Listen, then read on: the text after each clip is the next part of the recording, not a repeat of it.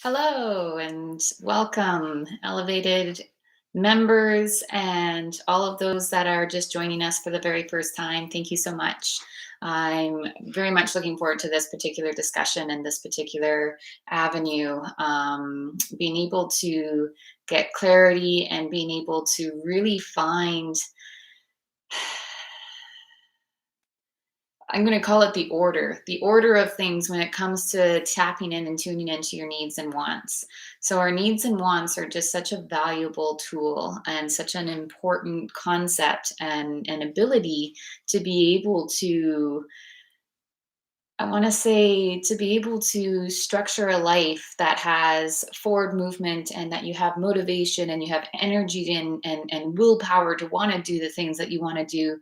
There's a huge part within the human psyche that, even though in our mind's eye and even though in our mind itself, we really do know what we need to do to accomplish a goal. There's like a knowing. There's it's quite factual when it comes to or even common sense.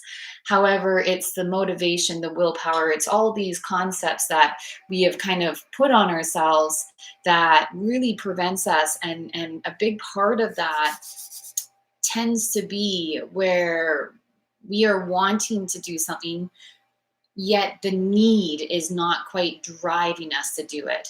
And and and there's that difference in how the brain picks up the information that's coming forward. If it's not a need, if it's not something that you're feeling like is going to force you to do it, and when I say we, humans almost function, until you start to retrain the mind a little bit, we function on this constant deadline, this constant stress motivating factor. It's almost like there's a part of us that is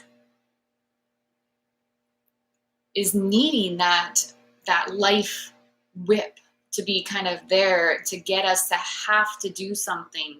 And we may have been postponing it for so long, even though there was a real want, there's a real desire to want to improve our life, to want to accomplish a goal, to be able to lean into that.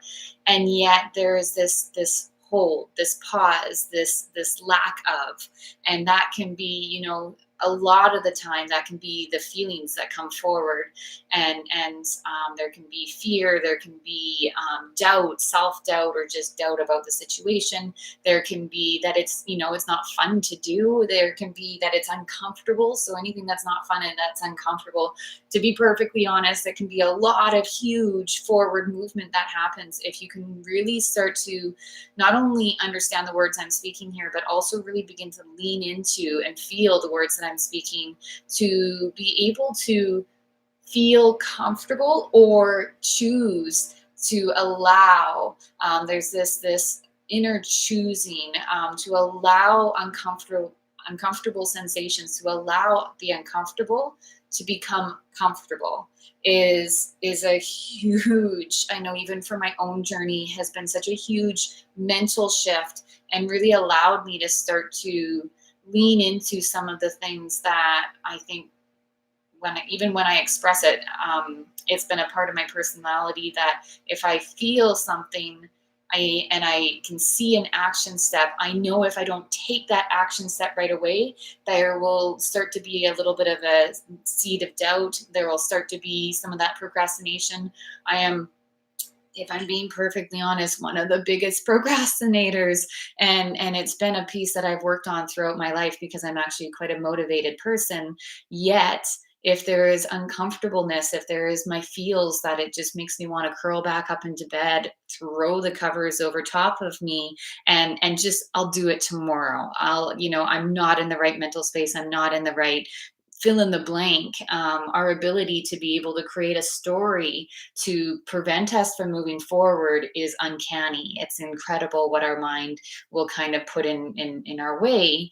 And again, a big part that I share on this channel, on this viewings, on all my teachings, is that again, it's important to not get hard on yourself, or to not throw our ego mind, the part of us that is there to protect, the part of us that is there to keep us safe, those are crucial components. It is part of the human evolution. It is part of the ability to go through the struggle. What we're talking about here, the needs and wants, and the struggle that we all feel, that we all have this lack of.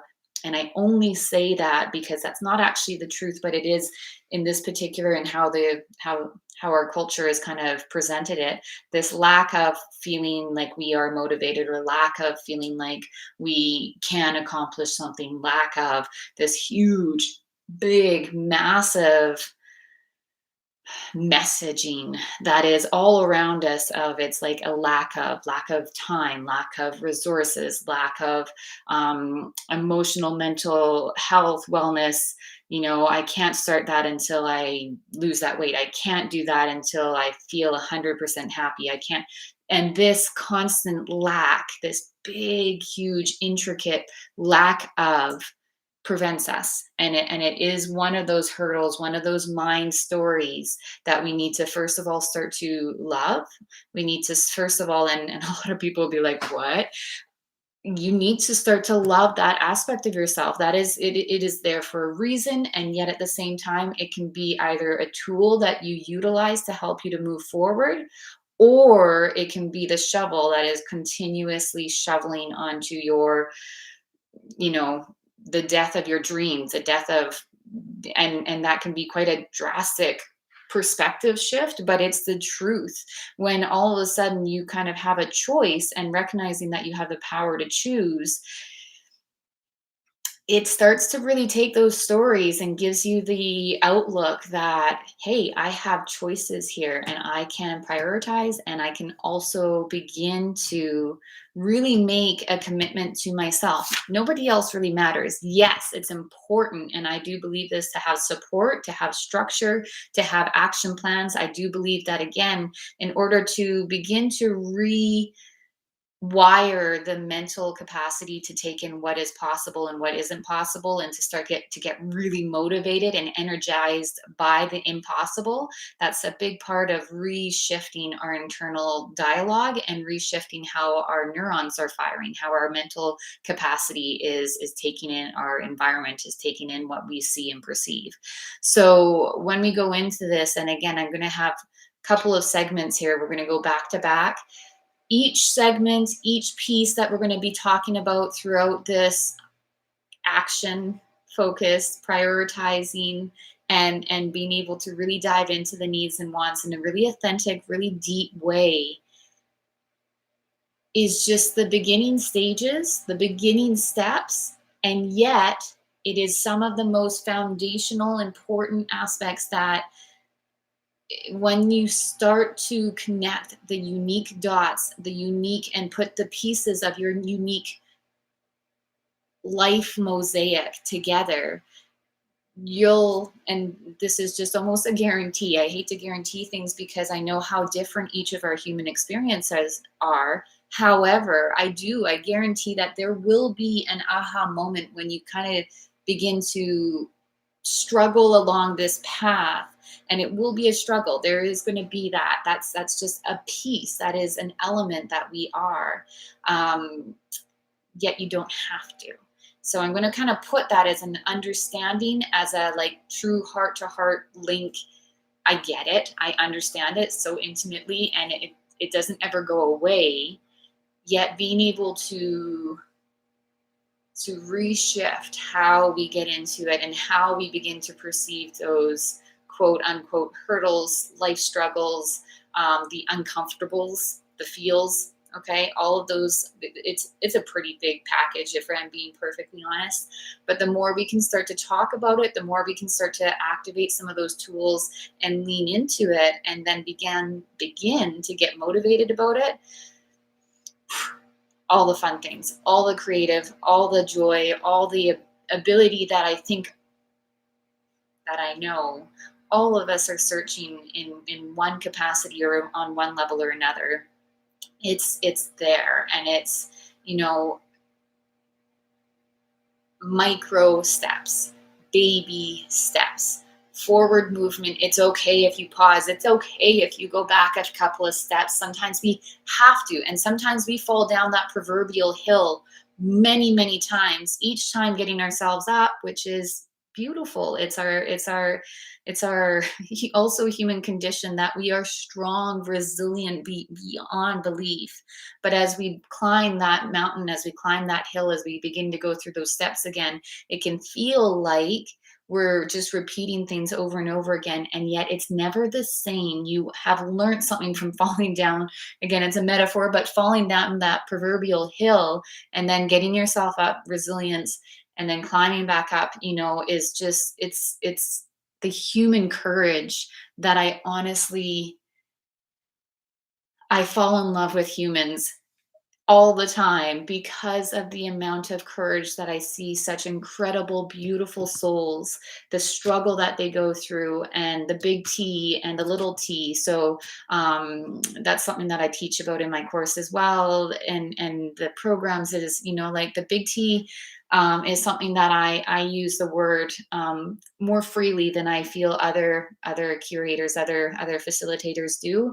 But trauma, these are these golden nuggets of pieces that make up who we are, and it's a piece that I know, again, it's a slight shift, but I want to reframe what that word means when we, in that internal dialogue, when we talk about it, what does it mean on the internal? And again, it can start to bring up emotions and resistance, and you're leaning into those feels of uncomfortable.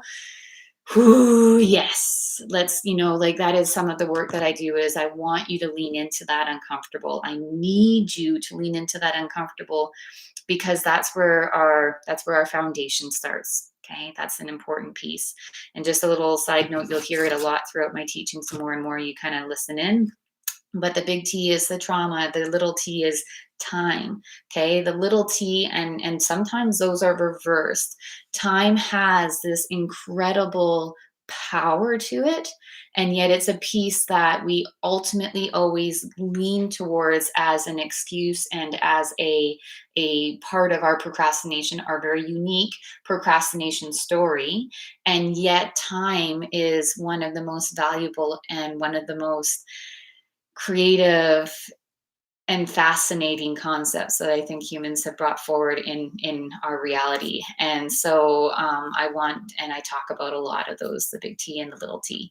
So I'm going to pause here for today. I want you to think about what I've said and then listen to part two. And we're going to dive in even deeper into, and click the little link down below if you want to get into the YouTube and if you want to start to get more clarity on what I'm talking about, is being able to dive into your needs, dive into your wants, and also understanding that in order to dive into those needs and wants, you ideally need to kind of create a little bit of a structure that doesn't feel overwhelming. It's going to help to release that overwhelming sensation. It's going to help to allow a lot of the process to kind of just come to you, not something that you're constantly struggling for. And at the same time, it is going to begin to really highlight those feels and that intuitive, so that inner knowing. And when we really start to tap into that, it magic begins to occur. So that's just a piece, and that'll be into part two of this 1-2 series. And so I look forward to you joining me there. See you on my YouTube channel. Good morning and good evening, and wherever you are in your day. Thanks, Elevated Connectors.